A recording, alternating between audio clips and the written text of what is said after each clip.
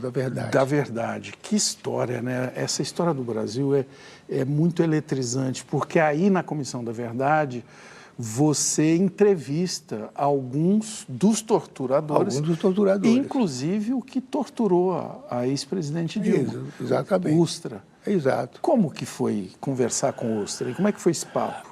Foi muito difícil. E ele disse que não iria responder nada. Ele estava ao lado do advogado dele, mas ele acabou, acabamos provocando e ele acabou começando a falar. Como que você provocou ele? Da mesma forma, com a tarimba de advogado, sim, a gente sabe perguntar. Não é? O mais importante não foi ele, foi o coronel Malhães. Sim. Essa foi terrível. Por quê? Porque ele veio para ser ouvido por nós. Aí eu pergunto, coronel, o senhor se importa de falar em público? Eu prefiro falar em particular. Mas aí a minha malandragem foi o seguinte. Eu falei, bom, mas o senhor não vai querer que eu mande a imprensa fora, né? Não, a imprensa pode ficar. A imprensa pode ficar. Então eu comecei a cutucar, eu e a Rosa, sobre o que ele via, o que ele fazia. E ele, em determinado momento, inclusive, mencionou que tinha enterrado o Rubens Paiva. Ele falou. Não está comprovado que tenha sido, mas ele disse. E eu estava perguntando, mas me diz uma coisa, o senhor é um homem corajoso, então o senhor enfrentou aqueles pessoal? Não, tinha que fazer, porque era necessário. E como é que você fazia? Não, eu arrancava os dentes para que a pessoa não fosse identificada pelos dentes.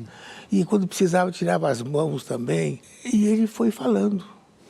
E eu estava muito preocupado, Tass, especialmente com uma pessoa que eu sabia que tinha morrido lá, que era Eleni Ferreira Teles Guariba. Sim. Minha querida cliente, minha amiga. E ele acabou dizendo tudo. Confessou tudo, deu os detalhes. Deu tudo. Um mês depois ele foi morto. Queima de arquivo. Queima de arquivo. Evidente, não é isso? O senhor quer saber uma verdade. O senhor tem que me apertar para me contar. Senão eu não conto. Muito pura e simplesmente. Então, a tortura em elemento de grande periculosidade, vamos dizer assim, é válida. Por que nós temos tanta dificuldade de olhar para o nosso passado?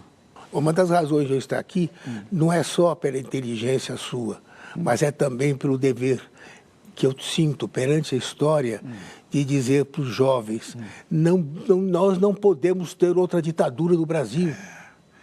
Isso que é importante. Então, eu acho que a grande função da Comissão Nacional da Verdade foi justamente revolucionar isso tudo, não é? E dizer, agora basta.